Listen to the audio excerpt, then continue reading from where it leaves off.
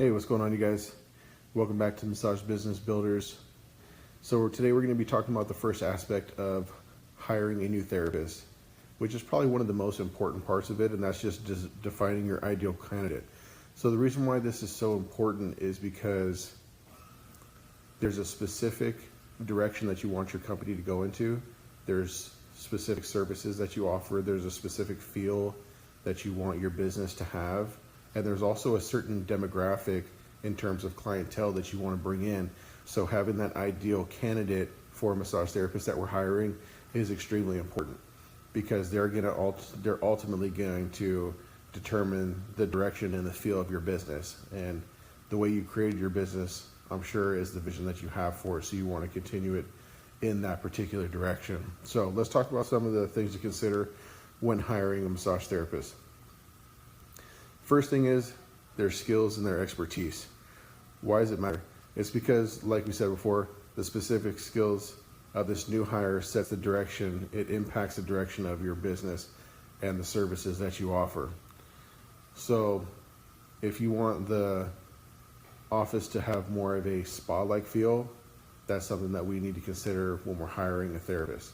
If you want it to be more sports performance oriented, then those are two different personalities. Those are two different styles. Those are two different communication styles as well. So that's something that we need to take into consideration.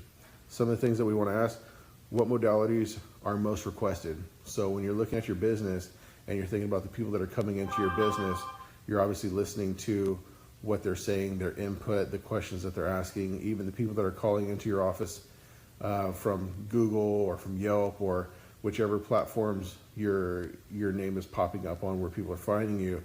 They're asking questions when they call you, someone that's kind of prospecting you to see if they want to come and see you. They're going to ask you for certain services. They're going to say, hey, do you do Swedish? Or hey, do you do full body relaxation? Or hey, do you do lymphatics? Or, so on and so forth. And those are things to take into consideration, because you want to be able to fill that gap with your new therapist that you're going to be bringing in, because it's not about getting you busier. It's about being able to fill a need of things that people want. So the next thing is does this therapist have relevant certifications? So do they fit within what it is that you need? If you're more of the spa, relaxation, overall holistic health kind of setting, do they have the massage therapy license? Do they have more specialty within the Swedish modality? Are they working with more like lymphatics? Do they do more relaxation techniques? So, or are they on the other side of it where you're looking to help people out of pain? Do they specialize in neuromuscular therapy?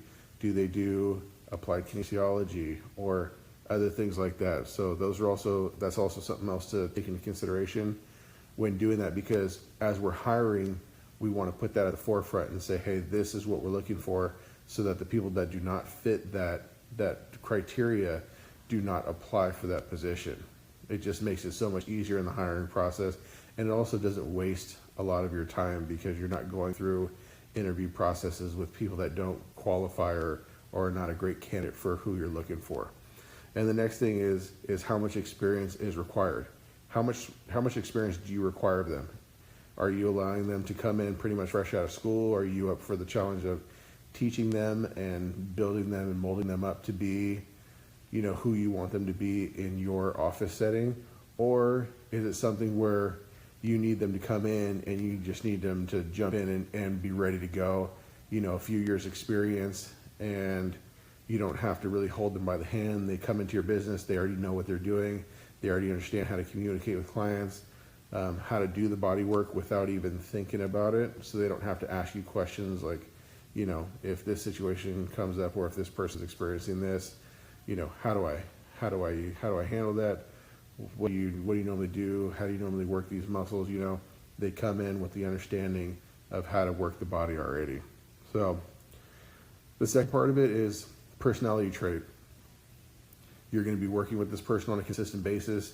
Not only that, but you're also entrusting your clients and all future business with this particular therapist that you're going to be bringing in. So it's very important to understand who they are as a person, How are they going to communicate with your clients? How are they going to communicate with you? Are you guys going to gel, or is there going to be some sort of friction or tension or kind of bad vibe or energy between you two? That's something that we don't want to have in the workplace, especially if you can control it. So some of the questions that we want to ask is, should they be calm or energetic? Again, it goes back to the type of feel of the business that you want to give. If it's more of a relaxation setting, then maybe a calmer personality or a calmer demeanor would probably be more desirable for you. Do they communicate well? Are they introverted, or can they hold a conversation with your clients? Do they make your clients feel welcome in the office at all times? Are they able to carry on a conversation so that they can build that relationship with them, which in turn eventually turns into a retained client? We want to make sure that we retain clients, and the way that we retain clients is by building that relationship and that friendship with our clients to make them feel more like family, getting to know them, getting to know their families. That's a huge one when it comes to building the business, is being able to connect with your clients. That's a huge one. I mean, I can't emphasize it enough how important being able to connect with your client is. A lot of people will come back just because they have a great connection with you, and that you're one of the few people that they can really talk to and open up to and get good advice from, or just have great conversation with and walk out of there feeling like they got more from than the actual massage than anything. Okay. And the last thing is, can they handle high pressure situations? Sometimes the workload becomes pretty crazy, where maybe they have little time in between each of the clients. Maybe they just come across a difficult client. How are they going to handle all these things? Are they just going to shut down and just allow it to happen, or are they good at problem solving? Are they good at having those conversations and creating solutions? So those are all things that we want to know in the process of having these conversations and doing the interview process with our massage therapist or our future massage therapist. Number 3 is specialty and niche. Why does it matter? Because specialties attract a broader clientele, but the right therapist can either complement or extend your current services. So in our practice, we specialize primarily on pain management and sports performance. If there's anybody that comes in to see us for any kind of relaxation, we pretty much stop them right there, and then we send them off to go and see somebody else. Because for us, we're very specialty. We're very specialized in what we do. So that's something to think about. Does their specialty fill a service gap that you have? Do they complement you well? Are you more on the side of relaxation, and then you want to bring somebody in on the side where they could do more deep tissue, more trigger point, more myofascial release, more pain management type stuff? Do you guys complement each other, or do you want them to do what it is that you do so that you have more than one person that is continuing to provide that particular service or specialty, right? Is there a client demand for it? We obviously don't want to bring in anything that doesn't have a demand for it, or else it's going to be hard to keep their schedule filled. So again, that goes back to what we were talking about earlier, listening to what are our clients asking for? What are the people on the phones calling us for? Are we providing for the demand? Are we supplying the demand? Or are we just trying to create something that we think might have an impact, but we haven't really had any inquiries about, and that's where hiring your specialty client comes into play, right? Now let's move on to the last point. Are they certified in that area? It's important for 2 different reasons. One, for liability purposes. You don't want anybody performing any services that they're not certified for, just in case. Liability plays a huge thing. We're here in California. Sometimes you can be pretty suit happy, so you want to make sure that you're just covering yourself in that way, making sure that if they say they do a certain modality, that they're actually certified to be able to do that particular modality. And the next thing is it's also great for marketing. If they're certified in it, it could be a great marketing tool for you. Bringing on somebody that has a specialty with a certification attached to it It's great because you can market it to a bigger demographic as somebody who is certified and specialized in that particular area, which could draw more clientele to you, which is awesome. Allows for your business to build really quick. Next one is alignment with your brand and values. Why does it matter? It's because if a therapist aligns with your brand's values, it ensures the consistency and it helps foster strong client relationships. We talked about that earlier, right? We want to make sure that the person that you bring on continues the same vibe, the same feel, the same direction, the same vision as your business, because there's people that are coming to you for a particular reason, and we want to make sure that the people that we bring on continue to come and see you. And not only that, but if you're not in the office, allows them to see your new therapist so you can continue making money and continue to be able to see clients even if you're not able to be in the office. Not only that, but a lot of people trust your brand, and when you're branding yourself, it's all about creating that trust that there's quality, that there's good service, that there's going to be results. So it's very important that that new therapist aligns with the values that you have to make sure that we continue your business in a positive direction. Some of the things to consider is how do they approach client care? Are they just kind of about it, or are they really looking for results? Are they really trying to get results with their people? Are they really helping them by educating them while they're in session with them? Are they looking at the long-term goal of their healthcare plan, of the program that they're putting together? Do they have good conversation with them? Are they ensuring them that they are there to truly help them and not just to make money from them?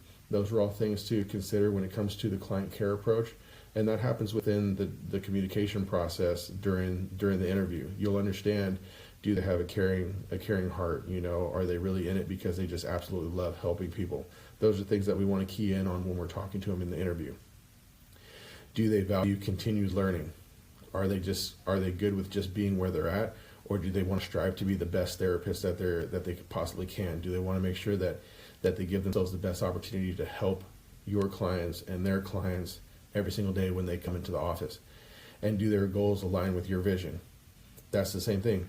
If we're going to be in business together, or if we're going to be working in the same office together and bringing on new people, we want to make sure that we're working in the same direction, because if their vision is different than yours, then it can change the whole dynamic of your business, and we don't want that to happen, because you've already established a great business and you want to continue to keep up with the vision of your business, because the people believe in your vision. That's what they believe in, is they believe in your vision, they believe in your purpose, they believe in your mission, they believe in the fact that you provide quality care. And yeah, so that's definitely something that you want to take into consideration too. And the last thing is client care approach. Why does it matter? Because the way therapists manage their clients greatly impacts retention and loyalty. We talked about that even a few points ago, because it's very important. Client care is so important. Communication with clients is so important, and we want to make sure that they have the ability to communicate well with them and also to connect with them. We want to make sure that they're really good at connecting with their clients, showing them that they truly do care, and that they have their best intention at heart. We want to make sure that they're really there to create lasting results and to get results for their clients. So how do they personalize their care? Do they understand how to approach creating a good program for their patients? Do they understand when it's best for them to come back? Certain areas that they need to work on, areas that they don't need to work on, and be able to communicate that effectively to their clients. Do they ensure client comfort? Are they doing the little things? Are they going the extra mile? Are they asking and checking in on a regular basis with their client during session to make sure that they're feeling comfortable, whether it's in the physical form while they're laying there on the table, and even just in a mental headspace, because massage is a very intimate thing. So when we're working on people can have emotional releases, and just checking in on them constantly to make sure that they're always comfortable throughout the entire session. And lastly, do they provide good follow-up and ongoing care recommendations? We want to make sure when it comes to retention that we are following up with our clients on a pretty regular basis outside of just seeing them in the office. And it's not just to say, hey, are you coming back? It's more so just to check in and say, hey, just want to check in and see, how are you feeling? How's your body doing? Okay, it's been feeling good. How long did it take for the body to start reverting back, or when did you start feeling things starting to pop up again? Because then with that kind of follow-up, it shows them that they really do care about how they feel outside of when they just come in for their session. And that will build the trust with them. It'll build those threads, that comfort level with them, and it will allow for them to be able to retain their clients a lot easier. So knowing these things really helps in the process of hiring a new therapist, because we want to make sure that they take care of your baby just as much as you do. Nobody takes care of our business better than we do, but if we have our ideal therapist in mind, we can interview for people that truly do care and align with our vision, so that we can continue on with what we have and make it grow to be something big and something special. So with that being said, those are the 5 points, the 5 main points when it comes to looking at your ideal client. So I hope you took notes on these. I hope you wrote these all down in preparation for the interview process. We will be going into the second part of it, and that will happen tomorrow as we're going through this whole hiring process. I want to make sure that we're prepping you for growth, for expansion, for scaling, and this is where it starts at. So I hope you all have a wonderful day. Make sure that you took these notes down. And the biggest thing after watching something like this is not just retaining the information, but it's about applying the information. So take this, sit down for a second, and really think about all these questions and start putting together your ideal candidate for a massage therapist, so that not only are you not wasting time, but you're also not wasting money, because some of the places where we need to find our good therapists, we have to pay to be able to advertise on there in order to find them. So let's not waste time or money. Take a few minutes just to sit down, answer all these questions, and really get a clear vision on what your ideal candidate for massage looks like. All right. Hope you guys have a wonderful day. Take care, you guys. God bless.